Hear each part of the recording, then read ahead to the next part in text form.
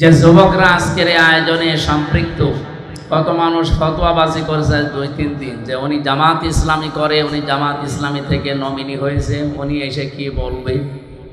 আমি আদর্শ হিসাবে বাংলাদেশে যত রাজনৈতিক দল আছে তার ভেতরে ওপেন তো বলেছি আমি জামাত ইসলামী করি। আমি জামাত ইসলামী থেকে আমাকে মনোনয়ন দিয়েছে, নমিনি বানিয়েছে, আমরা তো আর জোর করে বলি না যে আমাদের দেওয়া লাগবে। আর আমি জানতামও না, জীবনে কোনোদিন কল্পনাও করি নাই, কারণ এই রাস্তার লোক আমরা না। আমরা ছিলাম এই যে দিনের প্রচারের কাজে, সেই জায়গা থেকে এসেছি আর এখানে বসে আমরা ওই মন নিয়েই কথা বলবো। আপনারা এখন এতক্ষণ রসুলের সম্মান শুনছিলেন, যেহেতু রবিউল আউয়াল মাস, আমরা ওই কেন্দ্রিক কিছু কথা একটু যোগ করব। এটা রাজনৈতিক মঞ্চ হলে আমরা ওই কায়দায় কথা বলতাম, যেমন আমরা কর্মী সমাবেশ করি, জনসভা করি, সেখানে আমরা রাজনৈতিক কথা বলি। তো এইটা তো আর ওইরকম ময়দান না, এখানে 12 বাবার 13 ছেলে আমরা বসে আছি, এক একজনের মন মানসিকতা এক এক রকম, কিন্তু কোরআন আর সুন্নাহর বেলায় আমরা কিন্তু এক। এই জায়গায় কোনো মত পার্থক্য আছে আমাদের?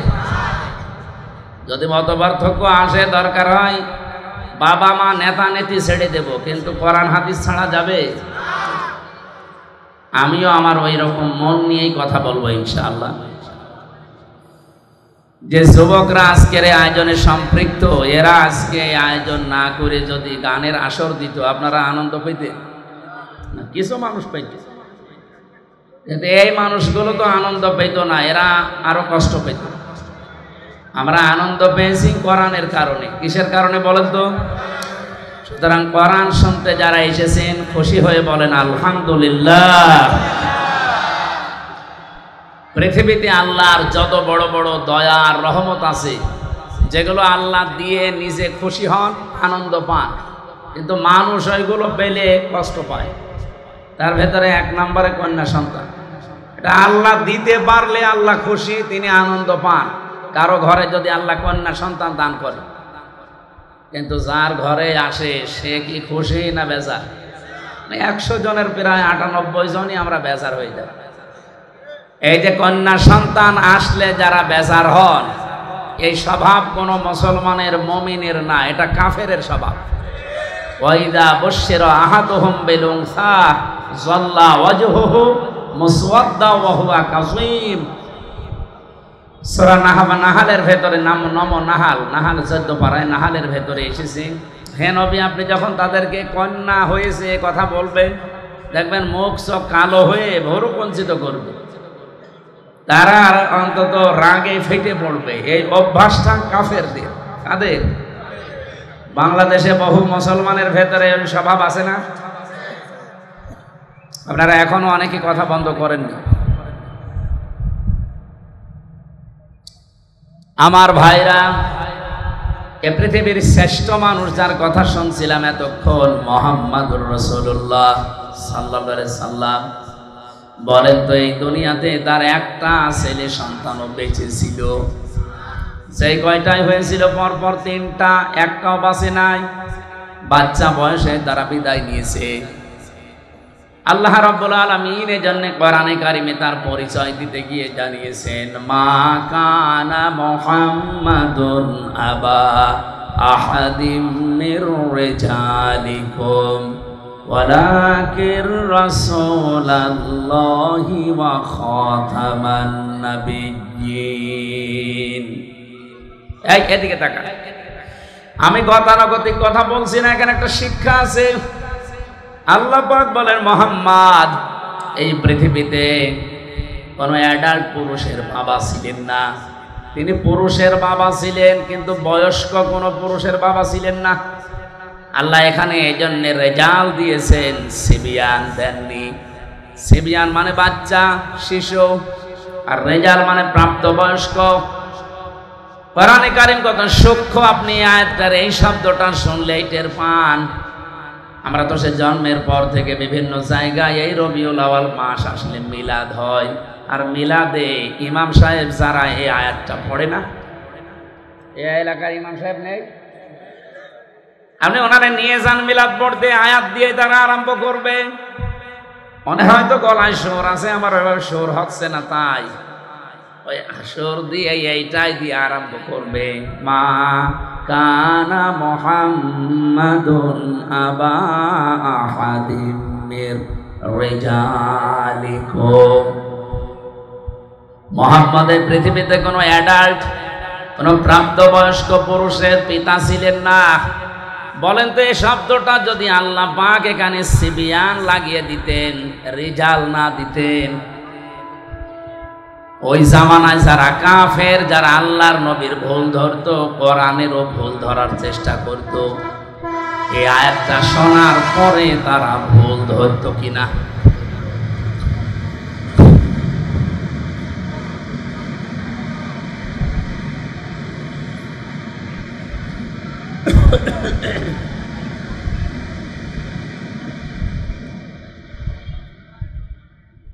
আমার নিজের কাছেই তো সিবিয়ান দিলে আমি এখনই ভুল ধরতাম। এই যে টনি বেলাওয়ারের এক শালিকা লরেন বোথ, এই মহিলা ইরানের তেহরান বিমানবন্দরে এসেছিল আমেরিকা থেকে। মহিলা আসার পরে একজন মুসলমানের কাছে কোরআন শরীফ নিয়ে 53 জায়গায় লাল দাগ দিয়েছে। সংবাদ সম্মেলন করে বলছে, আমি 53 জায়গায় ভুল পেয়েছি। কি চেষ্টা করে তারা বলেন তো? আমি বাইরের দেশগুলোতে যেখানে আমারে নিয়ে যায়, সফরে গেলে আগে বিশ্ববিদ্যালয়ে যাই, সিঙ্গাপুরে, মালয়েশিয়া, থাইল্যান্ড, যত দেশে আমারে নিয়ে গেল এ পর্যন্ত আমি আগে যে দেখি ও দেশের ভার্সিটি, বিশ্ববিদ্যালয়ে যাওয়ার পরে পরিচিত কাউকে পেলে, কয়েকদিন আগে সৌদি আরবে আমার এক বন্ধু ওখানে পড়ে, পরে বললাম যে দোস্ত নিয়ে চলো আমার এই লাইব্রেরিতে। আগে লাইব্রেরিতে গিয়ে আমি চিন্তা ভাবনা করে দেখি যে এখানে কি ধরনের বই পড়ানো হয়, পাওয়া যায়। আমার কুষ্টিয়া বিশ্ববিদ্যালয়ের যে লাইব্রেরি, আমার হয় 2 মিনিটে ঘুরে শেষ করে দেওয়া যাবে। মালয়েশিয়া ইন্টারন্যাশনাল ইসলামিক ইউনিভার্সিটি, যেটা ওর লাইব্রেরি যত বড়, আমি পুরাটা এলাকা ঘুরে দেখেছি, কুষ্টিয়া বিশ্ববিদ্যালয়ের চাইতে কমপক্ষে 20 ডবল বড় হবে, এত বড় এরিয়া। এটা বিশ্ববিদ্যালয় যদি আমাদের দেশের বিশ্ববিদ্যালয়ের চাইতে 20 ডবল বড় হয়, তার ক্যাম্পাস, তার লাইব্রেরি কত বড় হতে পারে? আপনি বই খুঁজবেন, নিজে যেয়ে অমুক বই পেয়ে যাবেন না, কম্পিউটারে টিপ দেওয়া লাগবে, কত তালায় আছে, কত কামরায় আছে, কত তাকে আছে, কত লাইনে আছে, ওটা লেখা উঠবে, ওই জায়গায় যে ওই বই পাবেন। তাছাড়া যদি নিজের মন মতো যে খুঁজতে চান, আমার মনে হয় আপনার জীবন শেষ হয়ে যাবে। এত বই শেখা। বড় বড় বিশ্ববিদ্যালয়গুলো যে আমি এই ছোট্ট জীবনে দেখেছি, ওরা যত বই থাকুক না কেন, সবার উপরে আল কোরআন এইটা ওখানে লিখে দেয়। যে সমস্ত দেশে মুসলমান কম, যেমন সিঙ্গাপুরে 100 জনের মাত্র 5 জন মুসলমান, 95 জন সেখানে কাফের, বিভিন্ন জাতির লোক আছে, মুসলমান না। থাইল্যান্ডে ওই রকম মুসলমান হয়তো 2-3%, বাকি সবগুলোই তারা কাফের। আমার এক বাজারে নিয়ে গেল থাইল্যান্ডে, বাজারে যে দেখি গোশত বিক্রি করছে, সামনে তাকালাম দেখি শুধু মাথা। জিজ্ঞাসা করলাম ইংরেজিতে ওনারে যে কি এটা, আমারে বলছি ডগ। ডগ মানে একটা দুইটা না, প্রায় 15-20টা ডগ মাথা কেটে রেখে দিয়েছে। ওরা তো আর বিসমিল্লাহির রহমানির রহিম বলেনি, এক কোপে আলাদা করে ফেলেছে। সাপ, বড় বড় সাপ জিয়ানো আছে, শুধু মাথা কেটে যে মাছের মতো পিস পিস করে। এরকম একটা দেশেও বিশ্ববিদ্যালয়ের দিকে তাকান, কত হাজার হাজার বই তাদের আছে, নিচের থাকে, ওপরে যেটা আছে সেই জায়গায় আছে দি হলি কোরআন। জোরে বলছো। ওরা আর কিছু না করুক, নতুন কোন তথ্য যদি বের করতে চায়, কোরআন ছাড়া সম্ভব না। কিয়ামত পর্যন্ত পৃথিবীতে যত রকমের বিজ্ঞানী আসবে, সে আস্তিক হোক আর নাস্তিক হোক, কিছু যদি নতুন দুনিয়াকে দিতে চায়, মাস্ট বি তাকে কোরআনের কাছে ভিক্ষা চাওয়া লাগবে।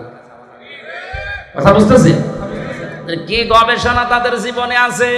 এই যে লরেন বুথ বলছিলাম, মহিলা অনার্স মাস্টার্স করা, ডক্টরেট করা, কোরআন পড়তে একদিন দুই দিন করে পড়ে নাই, 3 বছর একাধারে পড়েছে। আর আমার মতো আনাকম জানাকমও পড়ে নাই, পড়েছে একেবারে বুঝে বুঝে। এক একটা শব্দের অর্থ বের করেছে, একাধিক। কোন শব্দ কোন জায়গায় অ্যাপ্রোপ্রিয়েট হয়, কোন জায়গায় কোন শব্দ মিলতে পারে, এইরকম বুঝে বুঝে কোরআন পড়েছে। 53 জায়গায় যে লাল দাগ দিয়েছে আন্দাজে না, বুঝে শুনে দিয়েছে। কিন্তু আল্লাহর ইশারা, যেখানে ও লাল দাগ দেয় শেষ পর্যন্ত মুসলমানও হয়ে গেছে।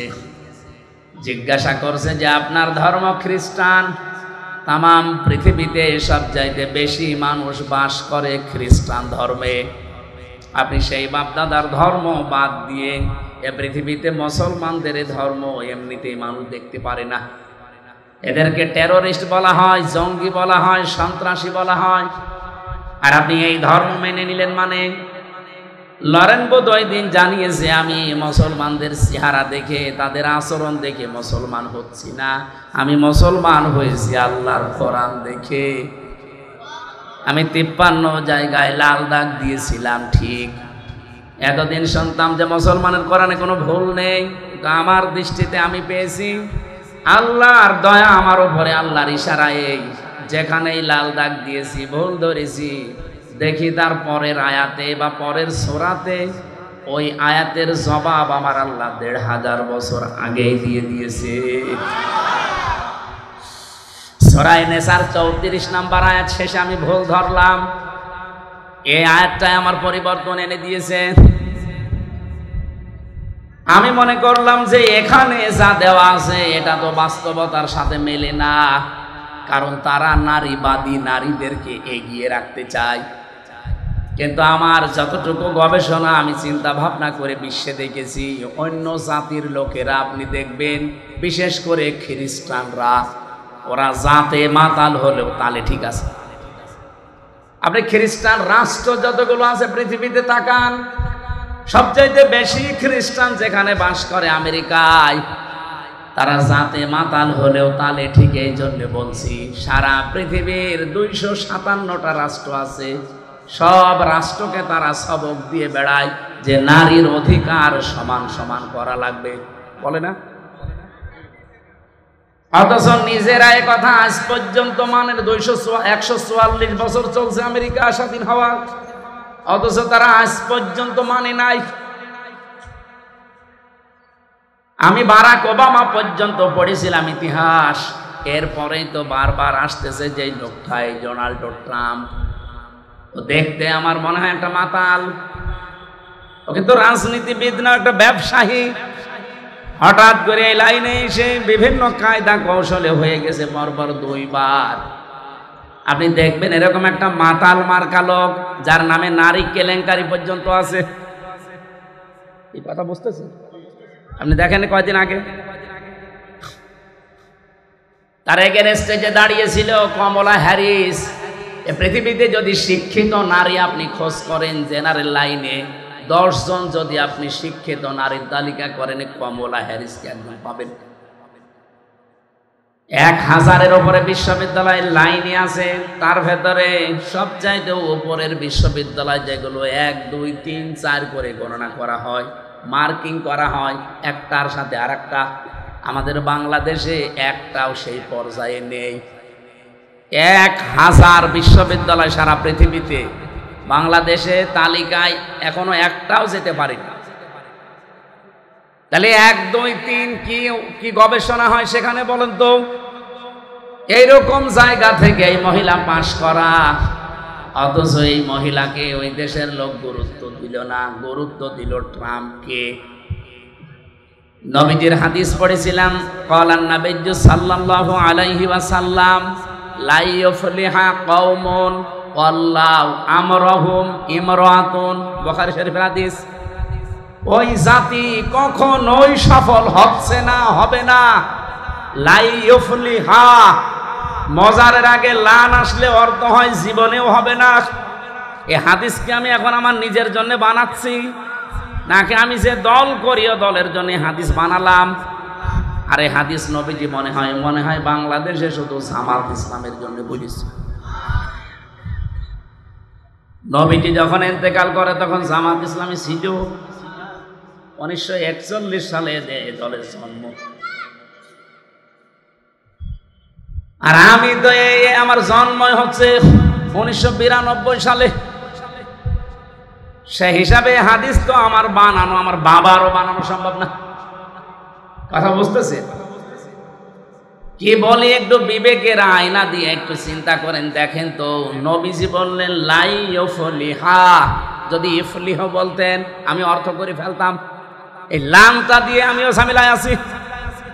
বিশ্বনবী নিজে গ্যারান্টি দিচ্ছেন কখনোই সফল হচ্ছে না, হবে না। কওমুন, ওই জাতি, ওই দেশের মানুষেরা, ওয়াল্লাহু আমরাহুম ইমরাতুন, যারা তাদের এই পৃথিবীতে দায়িত্বভারগুলো সব মহিলাদের হাতে ছেড়ে দিয়েছে। অন্য কোন দিকে না দিয়ে আপনি আমেরিকার সাথে মিলান, ওরা জাতে মাতাল, ওরা আল্লাহ বিশ্বাস করে না, নবীজি বিশ্বাস করে না। কিন্তু এই কথাটা দেখেন পঙ্খানু 144 বছর মেনে চলছে। ওরা যে আজ চর্মচোখের দৃষ্টিতে আমরা দেখছি আজ দাঁড়িয়ে গেছে সফল, ওরা এই কারণে। এর আগে একজন ছিল হিলারি ক্লিন্টন, তাকেও দায়িত্ব দেয়নি। কমলা হ্যারিস, তারেও দেয়নি। মাতাল, মদ খায়, তাতে কি আছে, তারে দেন, কিন্তু পুরুষ মানুষ। ওরা নবীর কথা মেনে আজ দাঁড়িয়ে যায়, আর আমরা আজ 54 বছরের ভেতরে অর্ধেকই গেছে আমাদের সব সিদ্ধান্ত মেয়েদের উপরে। আপনি উল্টা দিকে না গিয়ে আমার উপর রাগ করে লাভ আছে? হাদিসটা তাহলে বাদ দিয়ে দেন। আজকে সিদ্ধান্ত নেওয়া যায় না হাদিস শোনার পর যে জীবনে যতদিন বেঁচে আছি কোনো মহিলার পেছনে থাকবো না। ঠিক মানে তো শুধু সামিয়ানার নিচে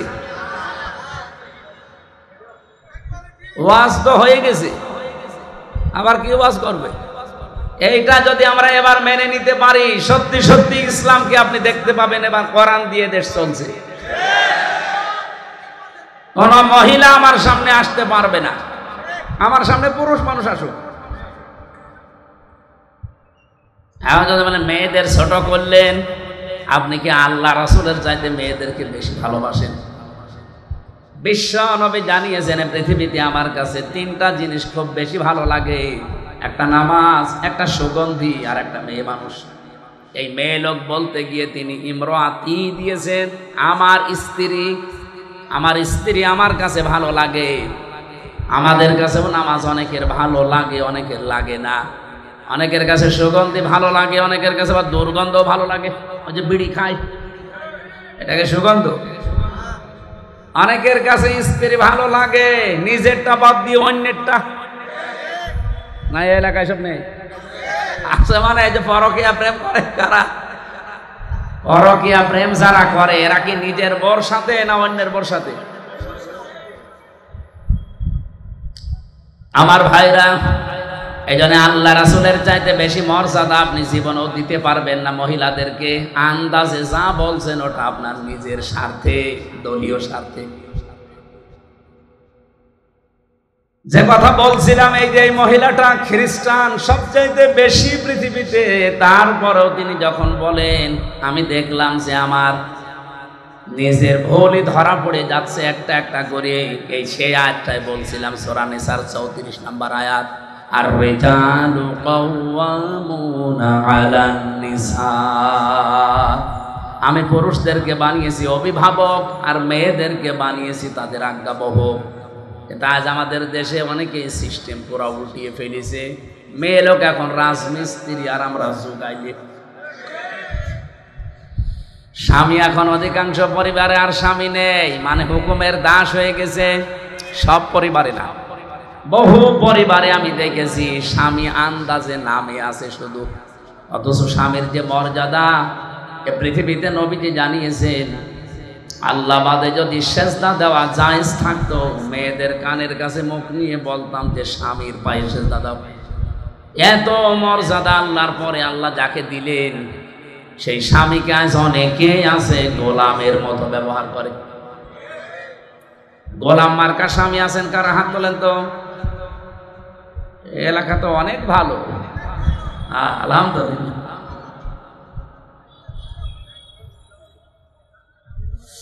আমার ভাইরা, বিশ্বনবী যে জানিয়েছে এই পৃথিবীতে সবচাইতে বেশি আল্লাহ পাক খুশি হন ওই সময় যখন তিনি কোনো ঘরে মেয়ে পাঠান, নারীকে দেন, কন্যা সন্তান যখন কোনো ঘরে পাঠান তখন তিনি বেশি আনন্দ পান, খুশি হন। আমি যে কথা বলতে চাই আয়াত দিয়ে, বিশ্ব নবীকে আল্লাহ যদি সিবিয়ান না দিয়ে, রেজাল্ট না দিয়ে সিবিয়ান দিতেন, আমরা তো আর কোরআন নিয়ে পড়ে থাকি না। যারা ভুল ধরার চেষ্টায় আছে অহরহ, তারা এই আয়াতি ভুল বের করত যে মোহাম্মদ নাকি ছোট শিশুদের পিতা না। তাহলে এই যে তাহের, আবুল কাসেম, ইব্রাহিম, এগুলো কি? এরাও তো ছোটবেলায় মরে গেছে। আল্লাহ এমন শব্দ চয়ন করেছেন এই জায়গায়, সিবিয়ান দেননি, দিয়েছেন রেজাল। অথচ সে জন্মের পর থেকে অনেকে আয়াত আমরা মিলাদে পড়েছি, এখানে যে তথ্য আছে অনেকে আমরা জানি না। তাহলে কত সেনসিটিভ জায়গা, কোরআনের প্রতিটি আয়াত আমার আল্লাহ রেজাল ব্যবহার করে মানুষের মুখের উপরে কাদা দিয়ে দিয়েছেন যে না, মুখ খুলতে পারবি না। কোরআনের ব্যাপারে ভুল ধরা দূরের কথা, যালিকাল কিতাবু লা রাইবা ফি, এখানে ভুল তো দূরের কথা, সন্দেহের লেশ পর্যন্ত নেই। রাদিয়াল্লাহু তাআলা আনহা, এগুলো সব পুরুষ না মহিলা? বলেন বলেন। এবার আমি একটা হাদিস এখানে শোনাতে চাই। নবীজি বলেন, হে পৃথিবীর মানুষেরা, যার মেয়ে আছে মেয়ের বাবাকে গালি দিবা না। আল্লাহর নবী কিন্তু কোনো দিন এ কথা বলেন না যে ছেলের বাবাকে গালি দিবা না। আমি আপনাকে ছেলের বাবাকে গালি দিতে বলছি না, কিন্তু আজ স্পেশাল ভাবে মেয়ের বাবাকে গালি দিবা না এ কথা আল্লাহর নবী বললেন। কারণ আমি মোহাম্মদ নিজে মেয়েদের বাবা। মেয়ে যাদের আছে আপনি গ্যারান্টি দিতে পারেন, শুধু 3টা কাজ যদি করতে পারেন ওর পেছনে আল্লাহ পাক আপনাকে এই ওসিলায় একটা জান্নাত দেবে। 1 নম্বরে তার একটা সুন্দর অর্থবোধক নাম রাখা লাগবে। এমন নাম রেখে দিয়েছে ও নাম শুনলে কুকুর পর্যন্ত হাসে। আধুনিক এমন এমন নাম এখন বের হচ্ছে, এই জন্য আপনি ইসলামী এবং অর্থবোধক নাম রাখবেন মেয়েদের।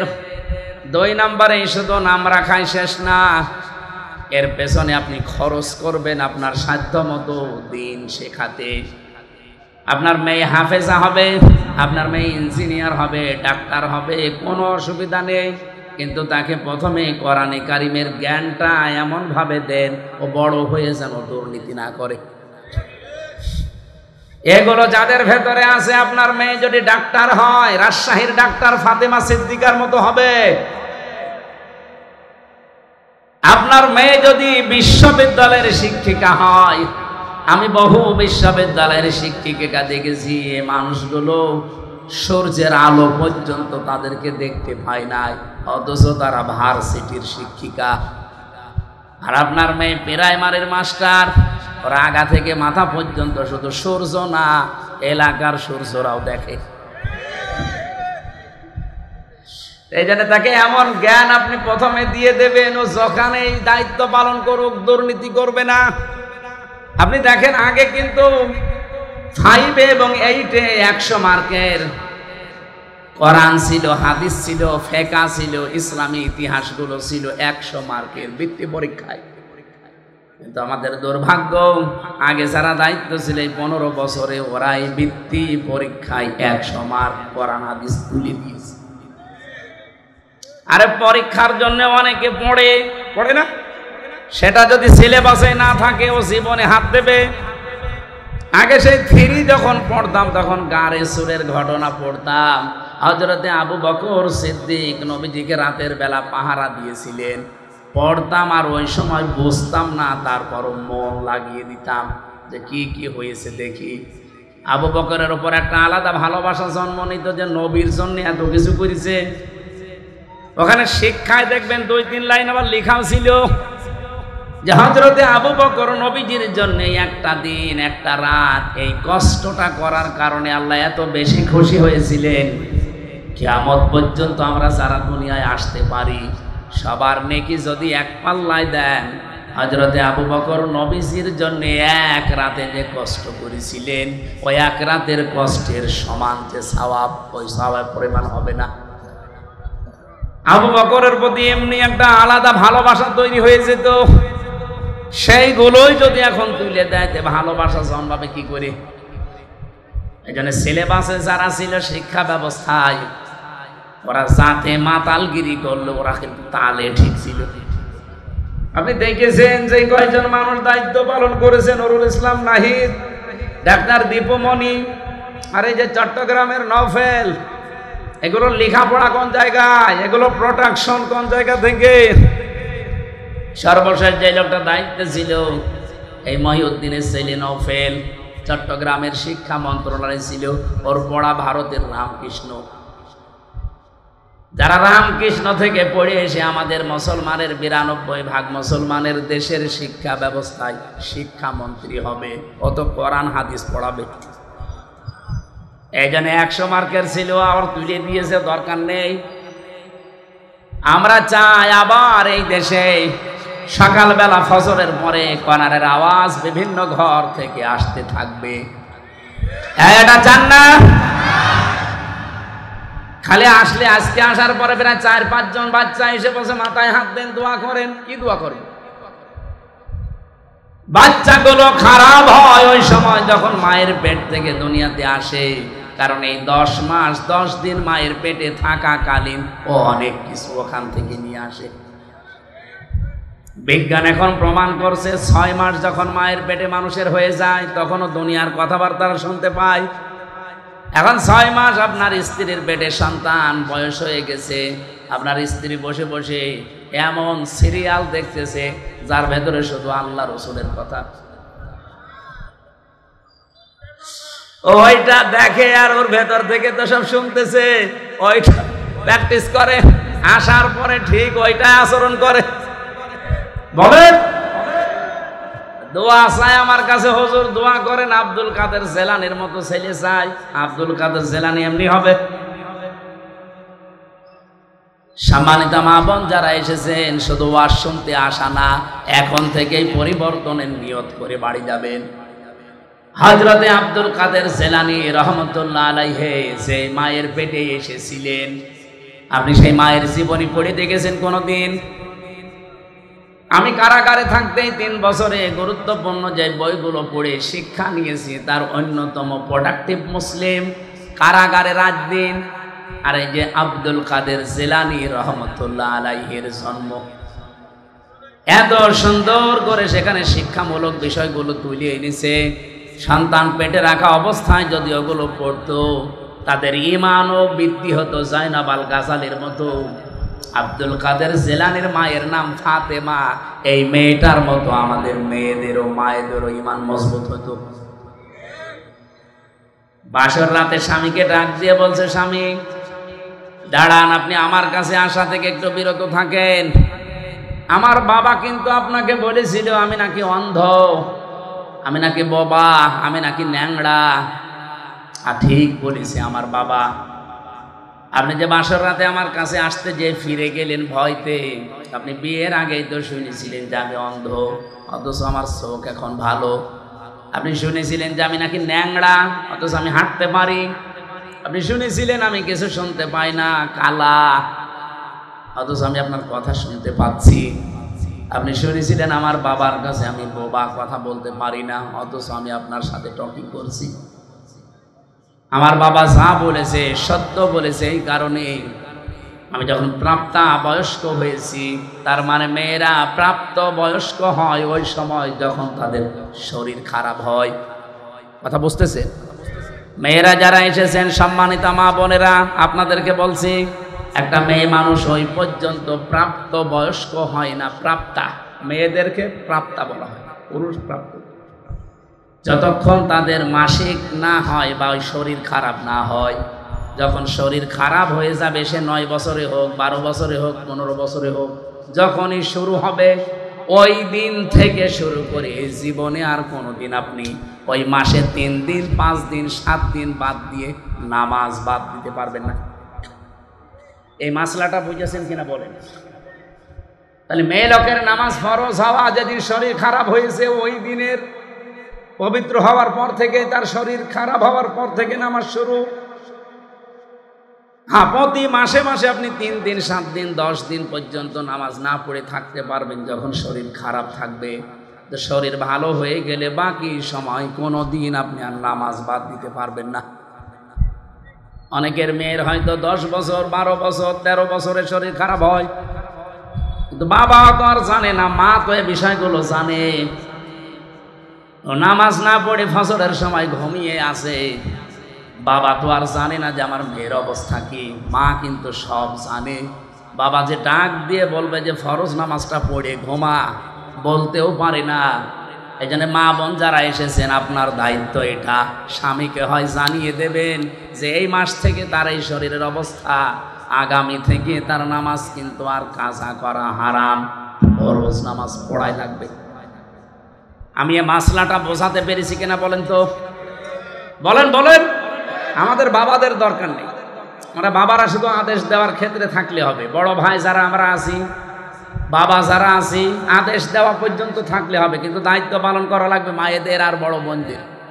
মারা এবং বড় বোনেরা যারা আছেন, অবশ্যই আপনার বোন হোক আপনার মেয়ে হোক, তার শরীর যেদিন খারাপ হবে ওর পর থেকেই তার নামাজ কি ফরজ। এর আগে পর্যন্ত কিন্তু নামাজ ফরজ ছিল না।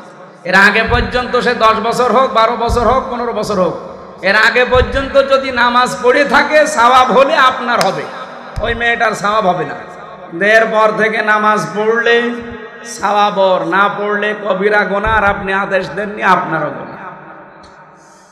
স্বামীকে ডাক দিয়ে বলেছে, স্বামী আমার বাবা বলেছিল আমি নাকি অন্ধ। হ্যাঁ, আমি অন্ধ। আমার এই প্রাপ্তা বয়স্ক হওয়ার পর থেকে, মনে করেন 12 বছর, এই 12 বছরের পর থেকে এই বিয়ের এখন চলছে আমার 18 বছর। এই 6টা বছরে কোনো দিন আমি যে বোবা, আমার বাবা বোবা বলেছে, কারণ এই মুখ দিয়ে আমি কোনোদিন গীবত করি নাই। আমার বাবা বলেছে আমি নাকি অন্ধ। হ্যাঁ, আমি পরপুরুষের চেহারা এই অন্তত এই প্রাপ্তা বয়স্কর পর থেকে বিয়ে পর্যন্ত দেখি নাই। আমি ন্যাংড়া এই কারণে বলেছি, আমার এই পা দিয়ে এমন কোন হারাম কাজে আমি যাই নাই যেটা কবিরা গুনাহ হয়। আমি এমন কোন কথা এই কান দিয়ে শুনি নাই যে কথায় কবিরা গুনাহ হয়, তার মানে গীবত, এগুলো আমি শুনি না। আমার বাবা আমার উপরে আস্থা রেখে এই 6 বছর সে দেখেছে, এই কারণে বলেছে আমার মেয়ে অন্ধ, বোবা, কালা, ন্যাংড়া। আসলে আমি ওই রূপক অর্থে এগুলো ছিলাম, বাস্তবে আমার শরীর সব ঠিক আছে। শুকরিয়া আদায় করলেন। বাসর রাত শেষ করে বউকে নিয়ে বাড়িতে গেলেন বাবার, কারণ এতদিন তিনি শ্বশুর বাড়িতে কাজ করে খেতেন 10 বছর। সর্বশেষ আমি তার জীবনী পড়তে গিয়ে বেশি, এই মায়ের পেটে এসেছিলেন হযরতে আব্দুল কাদের জেলানী রহমতুল্লাহ আলাইহি। এত বড় চরিত্রের অধিকারী তার মা, এর পরেও তিনি মায়ের পেট থেকে এসে মাত্র 6 বছর তার বয়স, মা তাকে নিয়ে গেছে মাদ্রাসায় পড়ানোর জন্যে। ওস্তাদ ডাক দিয়ে বলছে, বাবা বলো বিসমিল্লাহির রহমানির রহিম, আলিফ বা তা সা। হযরতে আব্দুল কাদের প্রথমেই প্রশ্ন করলেন, উস্তাদ বিসমিল্লাহির রহমানির রহিম এর মানে কি? উনি অর্থ বললেন যে এখানে আল্লাহর নামে শুরু হচ্ছে, যিনি রহমান, যিনি রহিম, দয়াশীল এবং ক্ষমাশীল। আলিফ বা তা সা, উনি বললেন এর অর্থ বলেন। ওস্তাদ বলছে আলিফ বা তা সার কোনো অর্থ নেই। আব্দুল কাদের বলে, হুজুর যে জিনিসের মানে হয় না, অর্থ হয় না, ওটা পড়ি আমি সময় নষ্ট করি না। ওস্তাদ চিন্তা করছে কি ছাত্র পেলাম। তুমি জানো আলিফের মানে? জানি, আমি মায়ের কাছ থেকে শুনেছি। কি আলিফের মানে? আমি এতদিন ছাত্র পড়াই, আমি জানি না। তোমার মা কি পড়িয়েছে দেখি বলো তো। উনি আলিফ দিয়ে শুরু করলেন আয়াতুল কুরসি। আল্লাহু লা ইলাহা ইল্লা হুয়াল হাইয়ুল কাইয়্যুম। তেলাওয়াত করতে করতে প্রায় 18 পারা পর্যন্ত তিনি পড়েছিলেন। আয়াতুল কুরসির ভেতরে আমার আল্লাহর 10টা ক্ষমতার কথা আছে, তিনি ব্যাখ্যা পর্যন্ত মায়ের কাছে পড়েছিলেন, শুনেছিলেন। এগুলো শুনলেন, বললেন উস্তাদকে। উস্তাদ কাঁদতে কাঁদতে বেহুশ হয়ে গেছে। হোশ ফেরার পরে ডাক দিয়ে বলছে, কি মা কয় তোমার?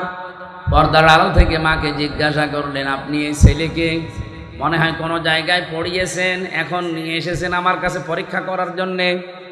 মা বলছে, না, এই প্রথম নিয়ে আসলাম। কি বলেন? আপনার এই ছেলের তো আল্লাহর পরিচয় ব্যাপক আয়ত্ত আছে, এমনকি কোরআনে কারিমের 18 পারা পর্যন্ত তা প্রায় মুখস্থই করা আছে। বয়স মাত্র 6 বছর। কয় বছর? 18 পারা মুখস্থ হয়েছে 6 বছরের বাচ্চা। তার মানে আমার মেজো মেয়েটা এখন 6 বছর ফারিহা, এতটুকু বয়সে কোরআন মুখস্থ করে ফেলেছে প্রায় 18 পারা। কথা শোনার পরে মায়ের তো আনন্দ করার কথা, খুশি হওয়ার কথা। মা আমার কান্না আরম্ভ করলেন। ওস্তাদ কান্নার আওয়াজ শোনার পরে জিজ্ঞাসা করেন, আপনি কাঁদেন কেন? আপনার তো সৌভাগ্য। মা ডাক দিয়ে বলে, উস্তাদ কাজী, আমি এই জন্য, আমি নিজেও কোরআনের হাফেজা, আমি নিজেও কোরআন পড়াটাই হালকা বুঝি। এই সন্তানটা আমার পেটে আসার পর থেকে আমি অধিকাংশ সময় আমার মুখে কোরআন রাখতাম। আমি উঠান ঝাড়ু দিয়েছি, আমার মুখে আল্লাহর কোরআন। আমি ঘর ঝাড়ু দিয়েছি, আমার মুখে আল্লাহর কোরআন। আমি খাবার দাবার স্বামীকে দিয়েছি, আমার মুখে আল্লাহর কোরআনই থাকতো। সন্তানটা জন্ম নেওয়ার পরে আমি ফজরের নামাজ পড়ে এবারে শুয়ে রাখতাম, পাশে বসে বসে তেলাওয়াত করতাম। দেখতাম আমার সন্তান আব্দুল কাদের আমার মুখের দিকে তাকিয়ে মুখ মিলাচ্ছে। আমার আফসোস হচ্ছে এই কারণে, আমি যদি আর একটু কষ্ট করে প্রতিনিয়ত 30 পারায় তাকে পড়ে পড়ে শোনাতে পারতাম, আমার এই ছোট সন্তান এতটুকু বয়সে কোরআনের হাফেজ হয়ে যেত।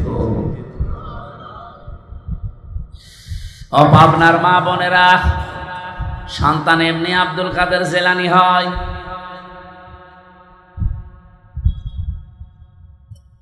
এখানে আমি যেটা বোঝাতে চাচ্ছিলাম, কন্যা সন্তান এই পৃথিবীতে মানুষকে আমার আল্লাহ দিয়ে তিনি নিজে আরো সে বসে বসে আনন্দ করেন আর তিনি নিজেই খুশি হন। আপনি যখন এই মেয়েটার সুন্দর একটা অর্থবোধক নাম রাখার পর তার পেছনে খরচ করবেন সাধ্য মতো, মনে করবেন এটা আমি আল্লাহর রাস্তায় সাদগা করছি। কোন ছেলের পেছনে খরচ করলে সাদগা হয় এটা আমি পাইনি, কিন্তু মেয়েটার পেছনে যদি খরচ করেন, তাকে দিন শিক্ষা দেন, 3 নম্বরে তাকে সৎ পাত্র দেখে পাত্রস্থ করেন। নবীজি বলেন, কিয়ামতে আল্লাহ যখন আমার জান্নাতে দেবে, তিনি এইভাবে দেখিয়েছিলেন, পাশাপাশি আমার পাশে ওই মেয়েটার দায়িত্বশীল মা বাবা আমার সাথে থাকবে। এখানে অর্থবোধক নাম রাখবেন মেয়ের, এমন নাম রাখবেন না যেটা শুনলে কোনো অর্থ পাওয়া যায় না। সেদিন একটা দোকানের নাম, তার মেয়ের নামে দেখলাম মাহিদা। মাহিদা মানে বিভিন্ন জায়গায় আমি দোকানের নাম সাইনবোর্ডে দেখি ফুলজান স্টোর, অথবা লেখা আছে আসিয়া স্টোর। না, আইন সাদিয়া, আসিয়া শব্দের শাব্দিক অর্থ অবাধ্য, আর হামজা দিয়ে আসিয়া মানে বাধ্যগত বান্দি, সৌভাগ্যশালী। তাহলে আসিয়া না আসিয়া? আসিয়া হামজা দিয়ে। খালি উচ্চারণের ভেতরে পার্থক্য হয়ে গেলে দেখেন অর্থ আকাশ পাতাল দিয়ে গেছে। আসিয়া মানে সৌভাগ্যশালী, আর আসিয়া মানে অবাধ্য। ফুলজান মানে ঘনিয়ে ধরা।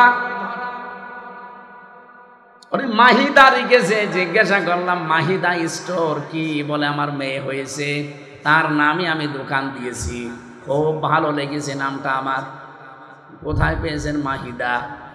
কোরআন শরীফ পড়তে গিয়ে পেয়েছি, বিসাল মাহিদ, মিহাদ। এই মিহাদ থেকে শেষে আবার জবর দেওয়া আছে। আমরা বললাম মিহাদ মানে জানেন? মিহাদ মানে জাহান্নামের নিকৃষ্ট স্থান। কোরআন শরীফ পড়ে নাম পালাম, তাও 2 নাম্বার নাম, নাম পাল্টাবো। নাম পাল্টিয়ে এখন আমি তারে দিয়েছি জামিলা লিখবেন। জামিলা মানে আপনার মেয়ে যেহেতু সুন্দরী, আপনি মেহার না দিয়ে দিবেন জামিলা মানে সুন্দরী। সুন্দর একটা অর্থবোধক নাম রাখার পরে এই মেয়েটাকে যদি আপনি সাধ্য মতো খরচ করে তাকে দিনের শিক্ষা দিয়ে, দুনিয়ার শিক্ষা দিয়ে, সাত একটা পাত্র দেখে পাত্রস্থ পর্যন্ত করে দিতে পারেন। কোরআনে কারিমে আল্লাহ যেখানে জন্মের কথা দিয়েছেন দেখবেন আগে মেয়ে লোকের নাম দিয়েছেন, ইয়াখলুকু মা ইয়াশা ইয়াহাবু লিমান ইয়াশাউ ইনাসা ওয়া ইয়াহাবু লিমান ইয়াশাউ যুকুর। আল্লাহ পাক ইয়াহাবু লিমান ইয়াশাউ ইনাসা দিয়েছেন। ইনাসুন মানে মেয়ে লোক, কন্যা। ও পাবনাবাসী, আল্লাহ ছেলের নাম দিলেন না কেন? আল্লামা আলুসি রুহুল মাহানি রুহুল বায়ান এই তাফসিরের ভেতরে তিনি ব্যাখ্যা করতে গিয়ে লিখেছেন, আল্লাহ পাক সবচাইতে বেশি ভালোবাসে মেয়েদেরকে, এই জন্যে তিনি মেয়ে দিয়ে আরম্ভ করেছেন আয়াতটা। তোরে বলেন সুবহানাল্লাহ। তাহলে আল্লাহ সবচাইতে বেশি খুশি হন, আনন্দ পান দুনিয়াতে ওই সময় যখন কারো ঘরে মেয়ে আসে, কন্যা সন্তান আসে। কিন্তু দুনিয়ার মানুষ এইটাই খুশি না বেজার? আমরা ইনশাল্লাহ খুশি হব মেয়েদের এই হকগুলো আদায় করার মাধ্যমে। জান্নাতুল ফেরদাউস পর্যন্ত আমরা যেন যেতে পারি, বলেন আমিন। রবিউল আউয়াল মাস আসলে আমরা যেহেতু নবী নিয়ে পাগল হয়ে যাই, সেই নবীকে নিয়ে একটা আয়াত পড়েছি মাত্র, সূরা আরাফ 157 নম্বর আয়াত। এখানে প্রায় কমপক্ষে 13টা জিনিস আছে। প্রথম 3টা পরিচয় দেওয়া আছে নবীজির, এরপরে 6টা কাজ করা লাগবে আমাদের, 6টা গুণাগুণ দেওয়া আছে বিশ্বনবীর। পরিচয় দেওয়ার পরে গুণাগুণ দিয়েছেন, বৈশিষ্ট্য। এরপরে শেষের দিকে আমাদের জন্য করণীয় 3টা কাজ আল্লাহ দিয়েছেন। এই 3 3 6 আর ওদিকে 6 কত? বলেন। আর ওই শেষের শব্দটা, সৌভাগ্যশালী হওয়ার জন্য আপনাকে মাস্ট বি দুনিয়ায় এই 12টা কাজ করা লাগবে। রবিউল আউয়াল মাস যেহেতু এসেছে, আমরা এই আয়াত থেকে নবীজির মাধ্যমে কিছু নিতে চাই। আল্লাহ যেন আমাদেরকে সহজে অল্প সময়ে কিছু নেওয়ার সুযোগ দান করেন, বলেন আমিন। সূরা আরাফ কোন সূরা বলেন তো? আরো জোরে বলেন, কোন সূরা? আরাফ। 206টা আয়াত আছে, মাত্র এক আয়াত পড়েছি, 157 নম্বর আয়াত। নামকরণ বলছি আগে। আপনারা কি বিরক্ত হচ্ছেন নাকি? যারা কি চলে যাচ্ছে এরা কি?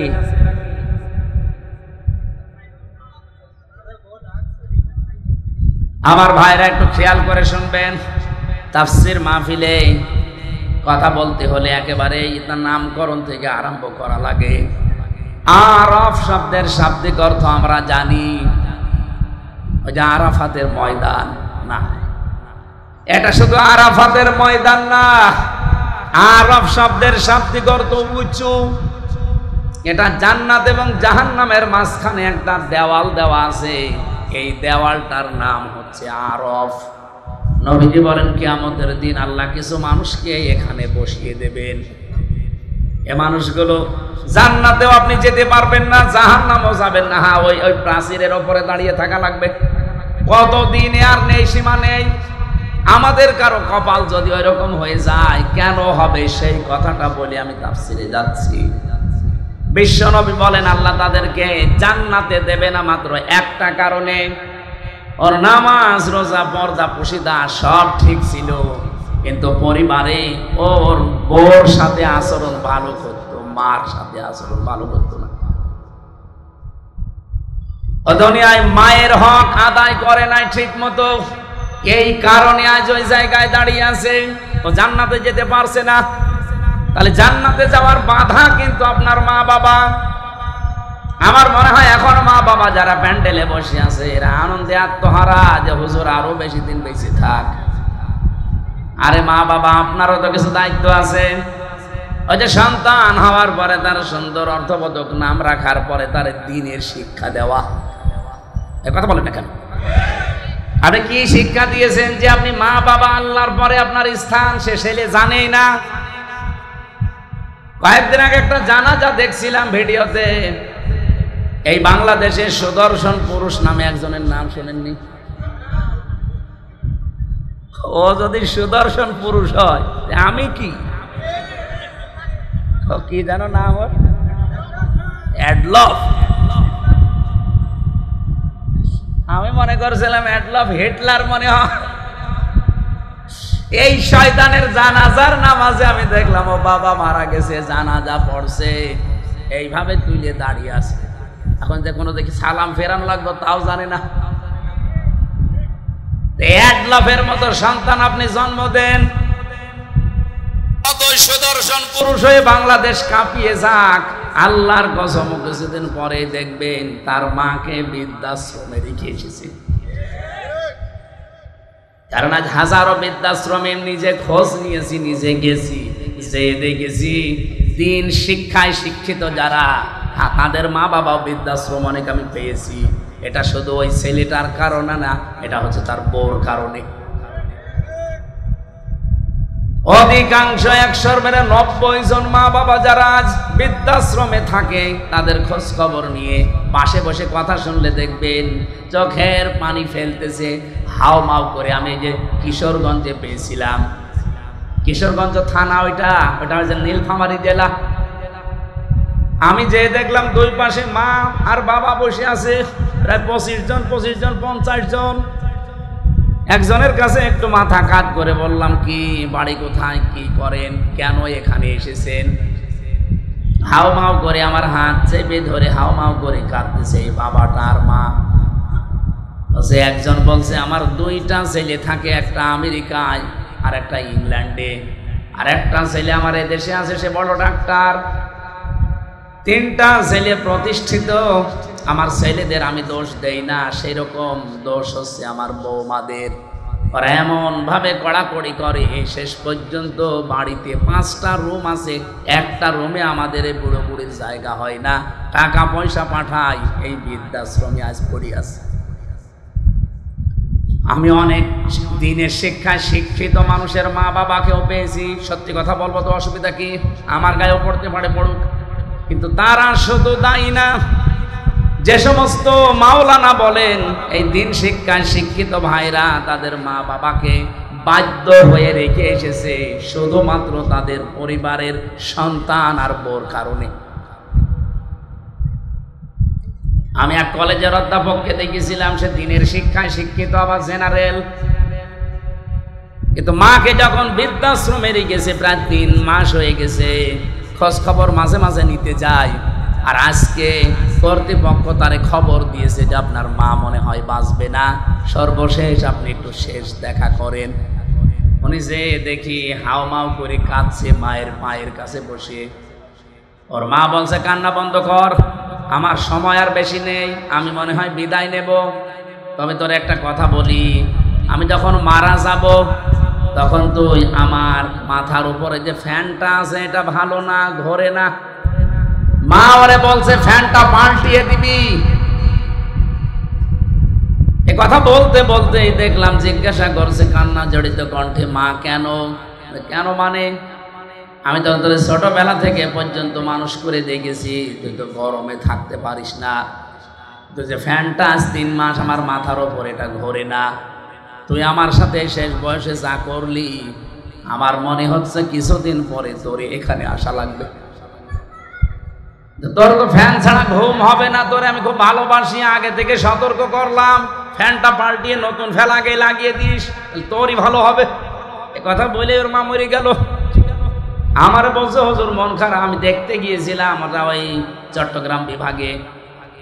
মন খারাপ করবেন না, আমার ওপরে আপনি গালি দিয়েন না, রাগ করেন না, এর দোষ শুধু আমার একা না, আমিও আপনার মতো দিনী শিক্ষায় শিক্ষিত, আমি কলেজের অধ্যাপক, আমি জেনারেল থেকে অনার্স মাস্টার্স করেছি, আমার 2টা ছেলে মেয়ে আছে, আমার মা 3 মাস এখানে পড়ে আছে।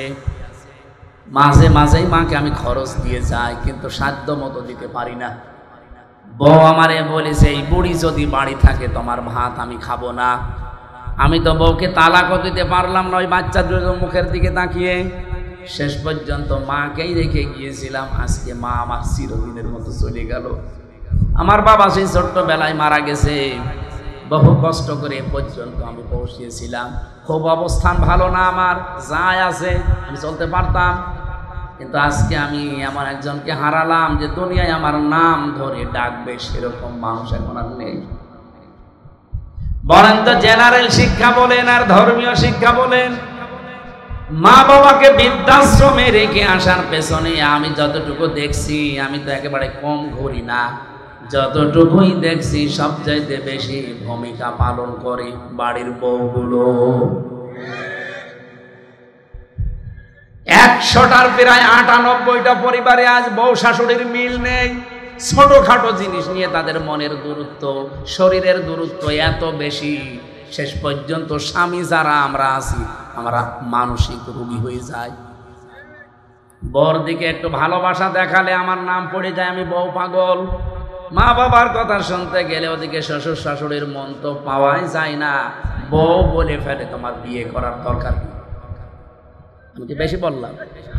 হ্যাঁ, এটা বাংলাদেশে নেই।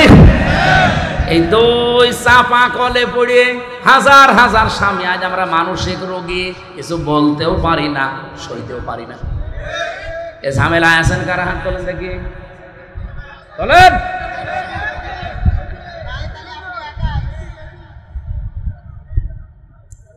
এটা রেকর্ড হচ্ছে, সারা বাংলাদেশে যাচ্ছে, পেছনে যারা মেয়ে লোক বসে আর অত শুনছে, সারা পৃথিবী এখন ছড়িয়ে যাচ্ছে। হাতে পায়ে ধরে মাদেরকে বলছি, বিশেষ করে বউদেরকে বলছি, আল্লাহর কসম আপনি জান্নাতে যেতে পারবেন না যতক্ষণ শ্বশুর শাশুড়িকে নিজের মা বাবার মতো মনে না করবেন। আরে নিজের মা বাবাও তো আপনার কাছে থাকলে জীবনও আপনি এরকম ঝাড়ি দিতে পারবেন, এরকম মন খারাপ করতে পারবেন। 24 বছর, 25 বছর, 28, 30 বছর পর্যন্ত হামজার পেছনে এই মেয়ে লোকটা শ্রম দিয়েছে নিঃস্বার্থ ভাবে। এই পুরুষ লোকটা রোদে পুড়ে পুড়ে পিঠের চামড়া কালো বানিয়ে ফেলেছে এই হামজার জন্যে। আর আপনি 3 কথায় এসে 3 দিনে আপনি পাল্টিয়ে গেলেন। আপনি নিজের শুধু ক্ষতি করছেন না, এই স্বামীর মন থেকে তো উঠে যাচ্ছেনই। আপনি দেখবেন স্বামীরা সবচাইতে জড়ানো জিনিসকে বেশি ভালোবাসে। আরে পৃথিবীতে সবচাইতে বেশি আমরা পুরুষ যারা আছি, আল্লাহর কসম আমি কোরআন হাতে নিয়ে বলতে পারি, আল্লাহ রাসূলের পরে আমি সবচাইতে বেশি ভালোবাসি আমার মা আর বাবাকে। আর এই মা বাবার সাথে যে জিনিসে জড়িয়ে থাকে তাকেও বেশি ভালোবাসি। এজন্য যদি স্বামীর মন পেতে চান, আপনি স্বামীর মা বাবার সাথে কন্যার মতো জড়িয়ে যাবেন, এমনি আপনাকে মন থেকে ভালোবাসবে। কথা বলেন ঠিক কিনা? আরো জোরে বলেন। আমার ভাইরা, বিশ্বনবী মুহাম্মদ রাসূলুল্লাহ সাল্লাল্লাহু আলাইহি সাল্লামকে আল্লাহ যেই কথাগুলো আমাদের মাধ্যমে এবার জানাবেন, সূরা আরাফ থেকে যেহেতু পড়েছি, আপনি আরাফ থেকে এই প্রাচীর নামক জায়গায় মনে করেন এখন দাঁড়িয়ে আছেন, আপনার বিচার চলছে। আপনাকে আল্লাহ জান্নাতে দিচ্ছে না শুধুমাত্র মায়ের কারণে, বাবার হক আদায় না করার কারণে। সাহাবী প্রশ্ন করলেন, হে নবী, আমার মা বাবার কারণে না আমি জান্নাত যেতে পারলাম না, জাহান্নামে আল্লাহ দিচ্ছে না কোন কারণে? বসেন বসেন, একটু একটু, এইটাই আমার মূল বিষয়, নাই তো আমি পয়েন্ট পর্যন্ত আসতাম না। এদিকে তাকান। সাহাবী প্রশ্ন করার সঙ্গে সঙ্গে নবীজি বললেন তাকে আল্লাহ জান্নাতে দিচ্ছে না মা বাবার কারণে, আর জাহান্নামে দিচ্ছে না, লোকটা আর যাই করুক দুনিয়ায় দিন কায়েমের জন্য চেষ্টা করতে। তাহলে দিন কায়েম করা এটা কিন্তু ফরজ, এটা নফল কাজ না। যত ফরজ আছে দুনিয়ায়, এই জমিনে আল্লাহর দিন কায়েম করা, নামাজ, রোজা, হজ, যাকাত, দান, সাদকা এর চাইতেও বড় ফরজ। কারণ দিন কায়েম না থাকলে আপনি নামাজের হক আদায় করে নামাজ পড়তে পারবেন না। দিন কায়েম না থাকলে আপনি যাকাত ভিত্তিক অর্থনীতি পাবেন না। দিন কায়েম না থাকলে আপনি পর্দাশীল মহিলা খুঁজে পাবেন না।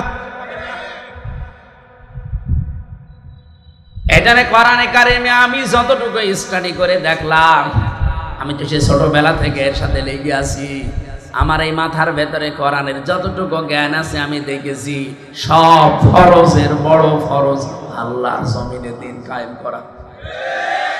আদম নবী থেকে আমাদের নবী পর্যন্ত কত লক্ষ নবী হতে পারে বলেন? আমি অন্তত ছোট জীবনে যত নবীর জীবনী পড়েছি, শুধু 2 জন নবীর জীবনী বাদ দিয়ে প্রত্যেকটা নবীর জীবনের শেষে পেয়েছি আন আকিমুদ্দিন, দিন কায়েম করো। একজন হযরত আদম আলাইহিস সালাম আর হযরত সুলাইমান নবী, এরা 2 জনে, আদম নবীর সময় তো মানুষজনই ছিল না, আর সুলাইমান নবী তার বাবার কাছ থেকে রাজত্ব পেয়েছিলেন, তিনি আর কি কায়েম করবেন? আর বাকি যত নবীর জীবনী পড়লাম, প্রতিটি নবীর জীবনের মিশন এবং ভিশন ছিল যে দিন কায়েম করা লাগবে। ওয়ালা তাতাফাররাকু ফি, আল্লাহ বলেন মতপার্থক্য করা যাবে না এই বিষয়ে। আপনি যা করেন করেন, আপনি তাবলীগ করবেন করেন, আপনি জামাত ইসলাম করবেন করেন, আপনি পীর মুরিদি করবেন করেন, জিকির করবেন করেন, দরবার খুলে বসে আছেন করেন, যা করবেন আপনার জীবনের যেন টার্গেটই থাকে যে জমিনের দিন কায়েম করা লাগবে। এ বিষয়ে যদি আপনার মন খারাপ হয়, ফতোয়াবাজি করেন যে না এটা দুনিয়ার কাজ, এটা রাজনীতি, সূরা শূরা 25 নম্বর পারা 13 নম্বর আয়াত, এটা 3 নম্বর পৃষ্ঠার 11 না 10 9 নম্বর লাইনে আছে, মাঝের অংশে পাবেন এতটুকু, কাবুরা আলাল মুশরিকিনা মা তাদউহুম ইলাই। আল্লাহ পাক বলেন, হে নবী আপনি যেদিকে ওদেরকে ডাকেন দিন কায়েম করো জমিনে, এটা শুনলে সবচাইতে বেশি মন খারাপ হবে তাদের যারা মুশরিক। বাংলার মুসলমানেরা, নামাজের কথা বললে আপনি আমাকে দোয়া করেন, ভালো কথা বলেন, রোজার কথা বললেও আপনার কাছে আমি ভালো, জমিনে যে আল্লাহর দিন কায়েম করা লাগবে এটা বললে আপনার কাছে রাজনীতি মনে হয়, দুনিয়ার কাজ মনে হয়। আপনি বিশ্বাস করতে পারেন যে কোনো কায়দায় আপনার দ্বারা মনে হয় শিরিক হচ্ছে। শিরিক করলে মানুষ যেহেতু মুশরিক হয়, আর দিন কায়েমের কথা শুনলে রাগ হবে, মন খারাপ হবে, খারাপ লাগবে কাদের? মুশরিকদের। বলেন বলেন, এ বাংলাদেশে দিন কায়েমের কথা বললে আপনার রাগ হয়, আপনি কি মুশরিক? বলেন। আমি তো স্টেজগুলোতে এসে আমার বাবার আইন কায়েম করো বলি না, বলি আল্লাহর বিধান কায়েম করা লাগবে। কারণ এইটা কায়েম হলে এই দেশে ডাকাতি থাকবে না, চুরি থাকবে না, যাকাত ভিত্তিক অর্থনীতি কায়েম হয়ে যাবে, ঠিক বাড়ি বাড়ি যাকাতের সম্পদ পৌঁছিয়ে যাবে। যাকাত নেওয়ার জন্য তখন পাড়া খেয়ে মরা লাগবে না। এদেশের সম্পদ বাইরের দেশে শুধু হাত পাতা লাগবে না, যে টাকায় আছে এদেশের সম্পদ আছে, শুধুমাত্র যাকাত ভিত্তিক অর্থনীতি কায়েম করে দেন, এ দেশটা ঠিক 1 বছরে আবার দাঁড়িয়ে যাবে। আর বাইরের মুসলমান দেশ 57টা, তারা তো বিভিন্ন কায়দায় আমাদের দেওয়ার জন্য রেডি হয়ে আছে। আমি মালয়েশিয়া গিয়েছিলাম, সৌদি আরবে ছিলাম, এই দেশটার চাইতে 14 ডবল বড় এই দেশটা। যেখানে যেখানে মিশেছি তারা জানে যে এই পৃথিবীতে সবচাইতে বেশি মুসলমান বাস করে ইন্দোনেশিয়ায় আর বাংলাদেশে। যাকাত ভিত্তিক অর্থনীতি কায়েম করেন না কেন? তারা যাকাত পাঠাবে, ওই টাকাগুলো, নিজের টাকাগুলো, নিজের সম্পদগুলো আপনি শুধু মানুষের দ্বারে দ্বারে যাকাত ফরজ পৌঁছিয়ে দেবেন। 1 বছরের ভেতরে দেখবেন ওই মানুষটা আর ভিক্ষা করবে না, মানুষের চাঁদাবাজি, ছিনতাই, চুরি না। ও নিজের যখন কর্মসংস্থান পাবে, পেটে খাবার থাকবে, তখন ঠিক ভালো রাস্তায় চলবে। বাংলাদেশ জামাত ইসলামের কোন মানুষ চাঁদাবাজি করে না, ছিনতাই করে না, রাহাজানি করে না। এই কারণে করে না, আপনি দেখবেন এই মানুষগুলো যাই হোক, গরিব হোক আর ধনী হোক, আর একটা কাজ আছে। এই যে এই লোকটা জামাত ইসলাম করে, ও কাপড় সেলাই করে খায়, দর্জি। তাতে কি হয়েছে?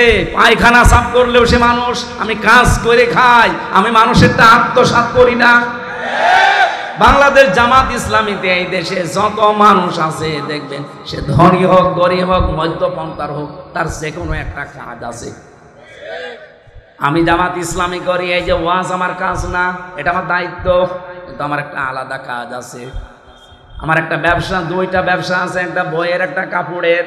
যদিও সরাসরি আমি সময় না দিলে আমার লোক রাখা আছে, আমার শালাটা কাজ করে, আমার আর কর্মচারী দিয়ে কাজ করি, আমার কর্মজীবন আছে, আমার ব্যবসা আছে, লাভ লস আছে। এই জন্য আমার চাঁদাবাজি করা লাগে না, আমার ছিনতাই করা লাগে না, আমার টেন্ডারবাজি করা লাগে না। অথচ যে মানুষগুলোর কর্মজীবন নেই তাদের কর্মজীবনই এই রাজনীতি। বলেন তো, তার কোনো কর্মজীবন নেই, কোনো কাজ নেই, ওর কাজই রাজনীতি করা। সে মেম্বার হয়ে, চেয়ারম্যান হয়ে, মেয়র হয়ে, এমপি হয়ে ও মেরে খাবে নাকি? আকাশের দিকে তাকিয়ে থাকবে?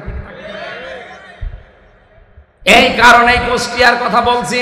আগস্টের 5 তারিখের পরে এই সেপ্টেম্বর আরম্ভ হচ্ছে কালকে থেকে, এই 1 বছর 26 দিনের একটা জরিপ, শুধু কুষ্টিয়ায় বহু মানুষ হাজার হাজার কোটি কোটি টাকা চাঁদাবাজি করেছে।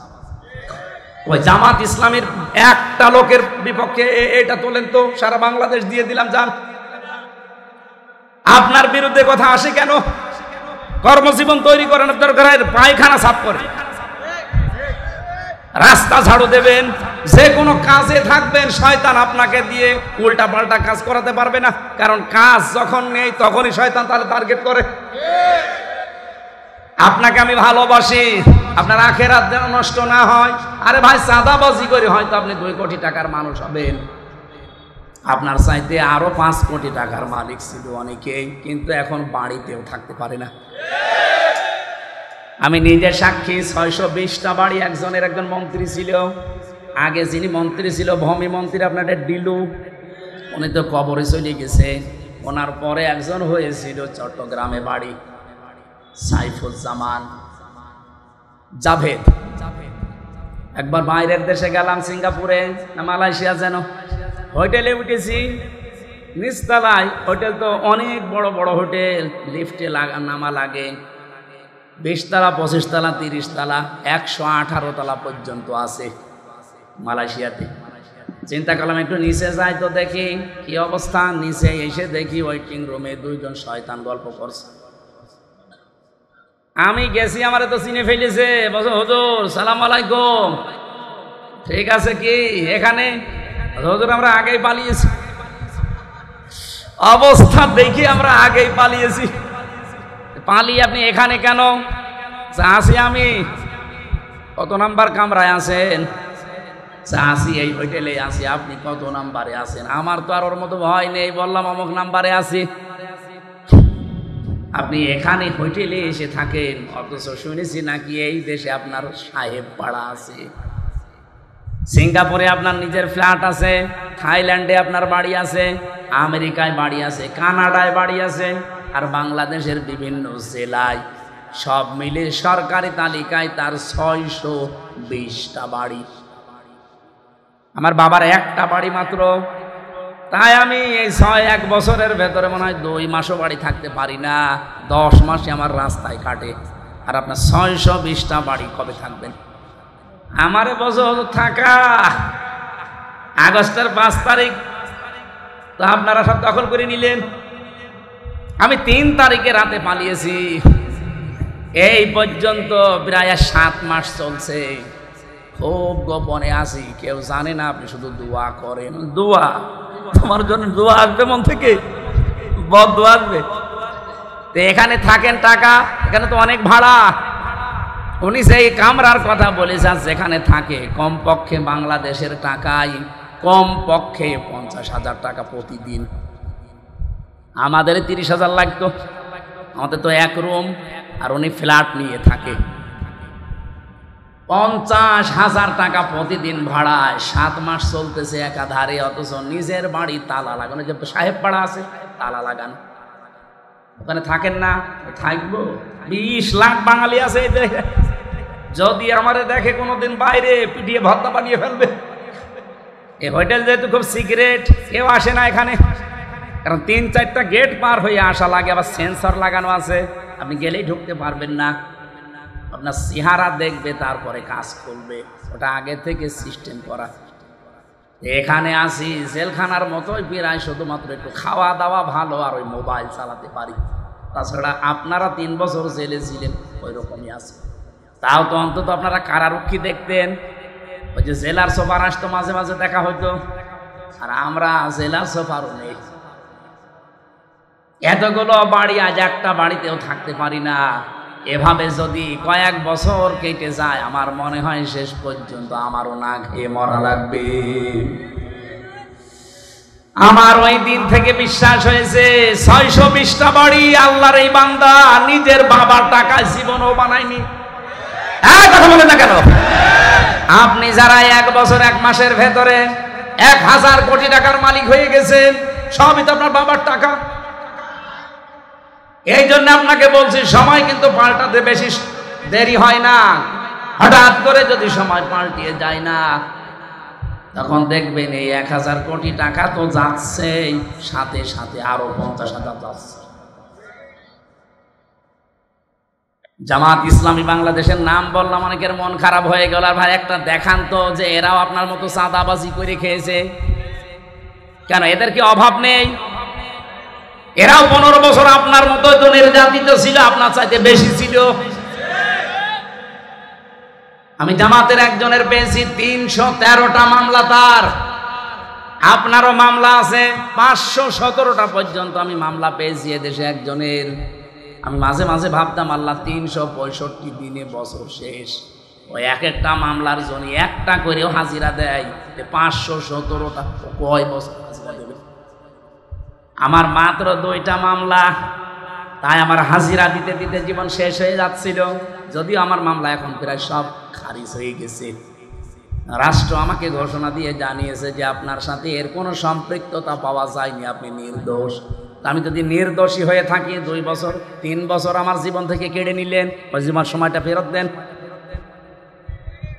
হাসিনা আর যাই করুক না কেন, এই 3টা বছর অন্তত যে জুলুম করেছে, আমি খোলাখুলি বলছি, আল্লাহর কসম, কোরআন আমার সামনে, আমি কিন্তু জেলখানায় 20 সালের শেষের দিকে গেছি, এই 23 সালের শেষে বের হলাম 24 সালে। বলেন তো, এই 3 বছরের আগে আমার যতগুলো বক্তব্য, আমি জামাত ইসলামী বাংলাদেশকে শুধু সাপোর্ট করতাম, ভালোবাসতাম, কিন্তু এখন আমি অ্যাক্টিভ হয়ে কাজ করছি শুধু এই হাসিনার কারণে। আমি যাদের সাথে ছিলাম এই মানুষগুলোর অ্যাক্টিভিটিস দেখেছি, তাদের পড়াশোনা দেখেছি। বিশেষ করে আমিরে জামাত doctor Shafiqur Rahman, secretary general অধ্যাপক মিয়া গোলাম পরোয়ার, এই পাশের জেলা সিরাজগঞ্জ মাওলানা রফিকুল ইসলাম খান, ওই সাতক্ষীরার মাওলানা ইজ্জাতুল্লাহ, রংপুরের এটিএম আজহারুল ইসলাম, এদের সাথে ছিলাম আমি। এদের সাথে সেতে পড়েছি, বুঝেছি, এদের মতো কাজ করার চেষ্টা করতে করতে এখন আমি নিজে অ্যাক্টিভ হয়ে গেছি। তার মানে এই কাজটা করেছে আমার হাসিনা আপা। হাসিনা যদি আমার এভাবে না দিত, আমি শুধু ওই অবিখা ওয়াজ করে খেতাম। যে কাবি খা আছে না, কাজের বিনিময়ে খাদ্য, আর আমারটা ছিল অবিখা ওয়াজের বিনিময়ে খাদ্য। আমি তো ওই লাইনে ছিলাম। হঠাৎ করে এভাবে কষ্ট না দিলে আমি তো অ্যাক্টিভ হতাম না। এই দিন কায়েম করা যে কত বড় ফরজ, এটা আমি বুঝতামও না, শুধু পড়িয়ে যেতাম। এই আয়াত তো আমি সে জন্মের পর থেকেই পড়ছি। আমি যেদিন কায়দা পড়া শেষ করে কোরআন শরীফ ধরেছিলাম, পড়াটা শেষ করে এই আয়াত তো সেই দিন থেকে আরম্ভ করেছি, সেই 5 পাস করার পর থেকে। এতদিন পর্যন্ত তো এইভাবে বুঝতাম না যে কাবুরা আলাল মুশরিকিনা মা তাদউহুম ইলাই। হে নবী, আপনি যেদিকে মানুষকে ডাকেন যে দিন কায়েম করো, এটা শুনলে সবচাইতে বেশি খারাপ লাগবে মুশরিকদের। এই বাংলাদেশে দিন কায়েম করার কথা যেই বলুক, এর কথা শুনলে যদি আপনার মন খারাপ হয়, রাগ হয়, আপনি বুঝবেন আপনার ভেতরে শিরিক আছে। আর শিরিক যারা করে তারা মুশরিক, আর মুশরিক হলে আপনার কাছে খারাপ লাগার কথা।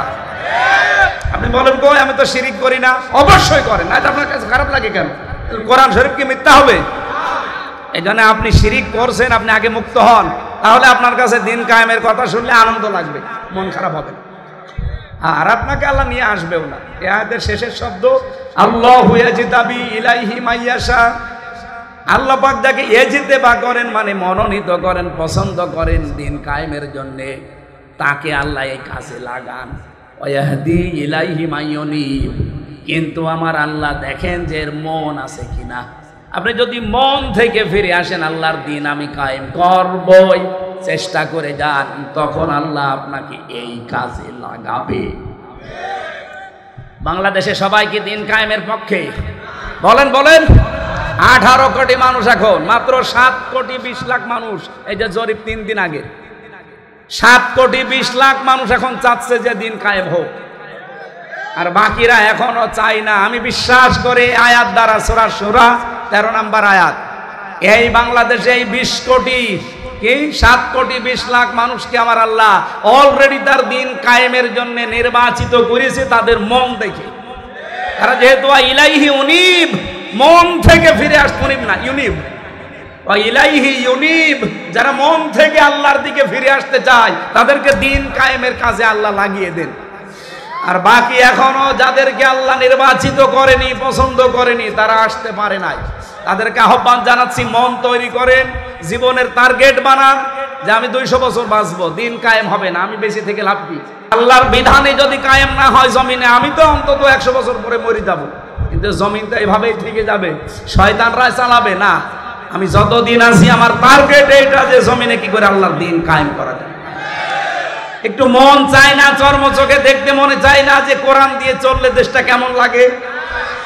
আর এটা বললে আপনার কাছে রাজনীতি মনে হয় কোন কারণে? আপনি করেন, আমি আপনার পেছনে আছি। হয় আপনি নিজে ভালো হয়ে এই কাজ করেন, হয় নিজে ভালো হয়ে এই কাজ করেন, নয়তো যারা করছে তাদের পেছনে থাকে। ফতোয়াবাজি করবেন না, ওয়ালা তাতাফাররাকু ফি, কোন ফতোয়াবাজি এই লাইনে চলবে না। নবীজি বলেন এরা আরাফ নামক স্তরে দাঁড়িয়ে আছে এই প্রাচীরে, যে জাহান্নামে দিচ্ছে না, এই একটাই কারণ সবচাইতে বড় ভালো কাজ করেছে দুনিয়ায় তারা, আর ছোটখাটো অপরাধ আছে তাদের।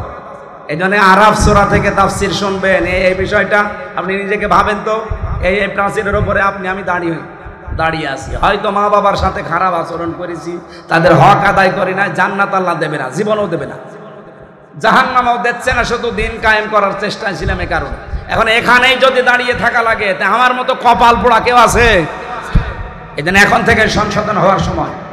আল্লাহ রবিউল আউয়াল মাসে যে আয়াতটা পড়েছি এত বড় বিশাল সূরা থেকে 206টা আয়াত, এই আয়াতের ভেতরে আল্লাহ প্রথম গুণাগুণ দিচ্ছেন, আল্লাযীনা যারা ইয়াত্তাবিউনার রাসূলান নাবিয়্যাল উম্মিয়্যা, যারা অনুসরণ করে রসুলের, নবীর এবং নবীর গুণাগুণ। 1 নম্বরে তিনি আল্লাহর রসুল ছিলেন, 2 নম্বরে তিনি নবী ছিলেন, 3 নম্বরে তিনি উম্মি ছিলেন। উম্মি মানে নিরক্ষর।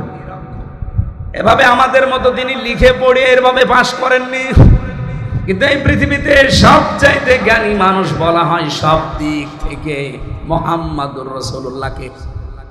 এই জন্য নবীজি নিজে মাঝে মাঝে বলতেন, ইন্নামা বুইসতু মুআল্লিমান, অবশ্যই আমার আল্লাহ এই পৃথিবীতে আমাকে পাঠিয়েছে শিক্ষক করে। কি করে বলেন? এই যে ইন্না মা দেওয়া আছে, একটু ভালো করে শোনেন। ইন্নার পরে যদি মা আসে কোনো জায়গায়, কোরআনে হোক হাদিসে হোক, আপনি আরবি গ্রামারের নিয়ম হচ্ছে ইন্নার পরে মা যোগ হলে অর্থ দাঁড়ায় একমাত্র, কেবলমাত্র, শুধুমাত্র। বুইসতু আমাকে পাঠানো হয়েছে মুআল্লিম, শিক্ষক হিসাবে। বিশ্বনবী এই পৃথিবীতে শিক্ষক ছিলেন, অথচ তিনি বলেন আমি নিরক্ষর, অক্ষরই চিনি না, লেখাপড়ায় জানি না। বিষয়টা কেমন হয়ে গেল? এই পৃথিবীতে যার কাছে যে শেখে সে হচ্ছে শিক্ষক, আর যে শেখে সে ছাত্র। যেহেতু সারা জীবন শিক্ষককে দেখলে ছাত্র সম্মান দিতে বাধ্য। বলেন তাহলে নবীজি যদি দুনিয়ায় কারো কাছে শেখে, তাহলে তো তার ছাত্র হয়ে যাবে, তার এবার সম্মান করে কথা বলা লাগবে। এজন্য নবীজির রওজায় লেখা আছে ওই সূরা হুজুরাতের আয়াতটা, লা তুকদ্দিমু বাইনা ইয়াদাইল্লাহি ওয়া রাসূলা লা তারফাউ আসওয়াতাকুম ফাওকা সাউতিন নাবিয়্যি ইলা আখিরি আয়াত। তোমাদের আওয়াজ যেন রসুলের আওয়াজের উপরে না ওঠে, তোমাদের কদম যেন রসুলের কদমের সামনে চলে না যায়। আমার ভাইরা, বিশ্বনবী মুহাম্মদুর রাসূলুল্লাহ কাউকে সম্মান দেবে শিক্ষক হিসাবে, এটা মানায় না নবীজির জন্য। আমার আল্লাহ এই জন্য নিজে সরাসরি শিক্ষক হয়ে জিবরাইলের মাধ্যমে নবীজিকে শিখিয়েছেন। জোরে বলেন সুবহানাল্লাহ। তাহলে নবীজি যে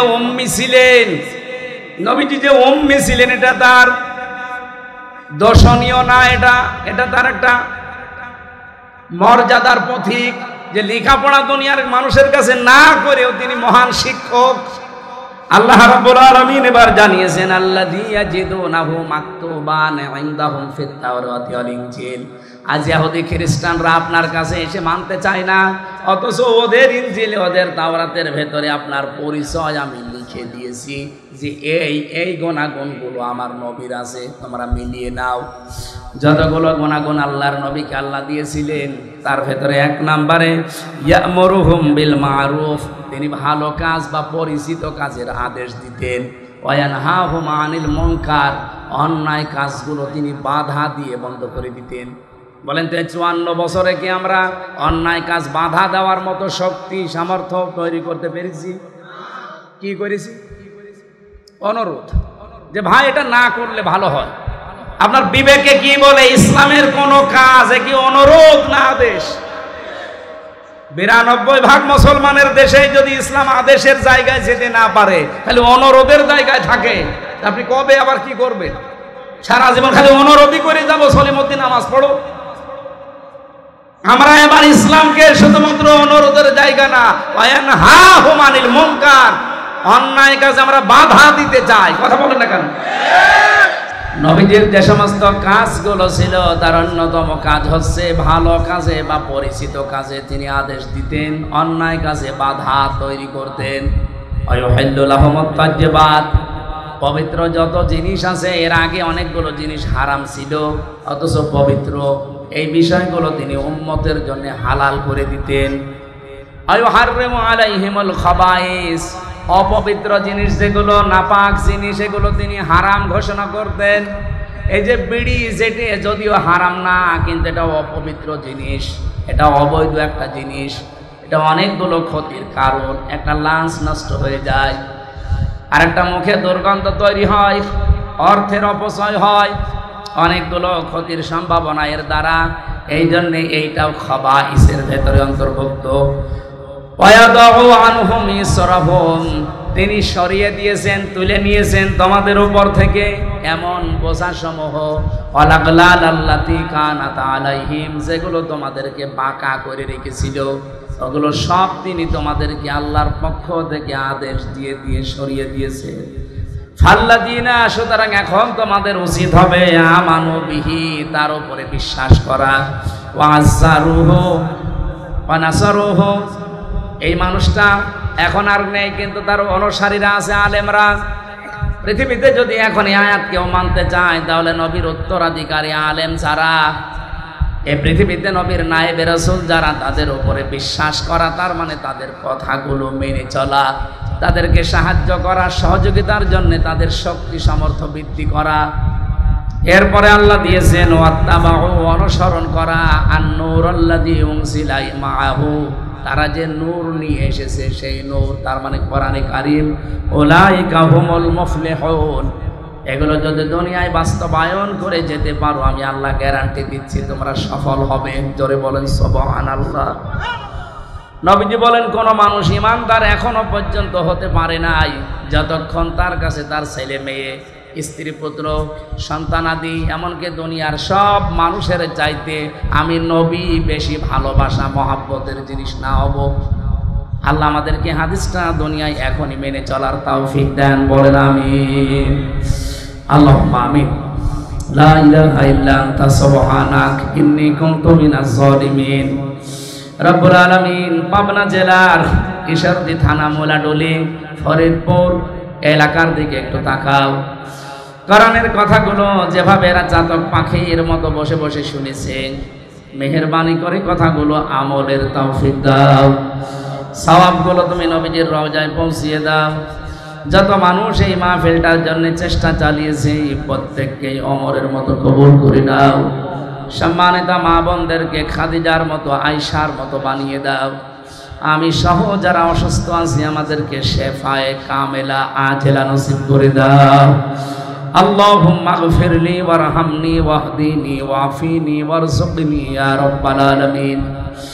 এলাকার মাটির নিচে যত মানুষ কবরে আছে, আল্লাহ কবরবাসীদেরকে তুমি মাফ করো।